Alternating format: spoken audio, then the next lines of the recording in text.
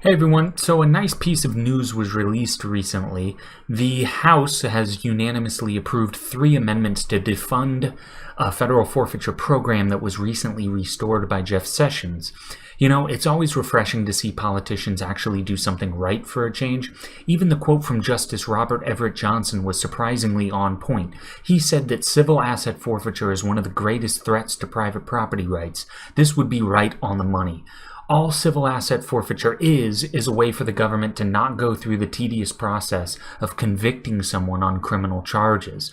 The government could theoretically pick a name out of a hat, decide to use civil asset forfeiture, and take money and assets away from someone who's completely innocent. Civil asset forfeiture is certainly in the running as one of the most disturbing, dangerous, and twisted actions that our government can engage in.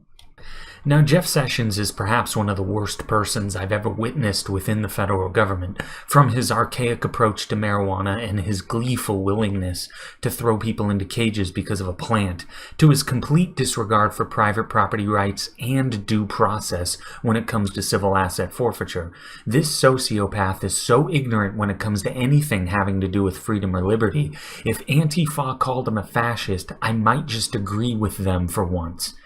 I mean, Antifa constantly calls out Trump for being absurd, but Trump is nothing compared to Sessions. It isn't even close. In fact, one of the biggest criticisms one could make against Trump is the fact that Sessions wasn't fired immediately when he opened his mouth as the Attorney General for the very first time. It should have been like ripping a Band-Aid off. He should have been gone. But I digress.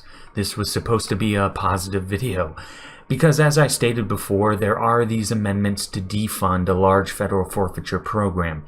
If Trump isn't going to fire Sessions or rein him in, we need the House to put the screws to him and disallow him from destroying the lives of innocent people. And that's what it seems like they're trying to do at the very least. And I'd also like to mention an interesting little tidbit. Isn't it funny how when the government pulls the rare move of limiting their own power, it's something that most people applaud? I mean, I haven't seen many people criticize the House for doing this. I think there may be more libertarian-minded people in this country than we may think. They may just not know it yet themselves. Thanks, and that's all.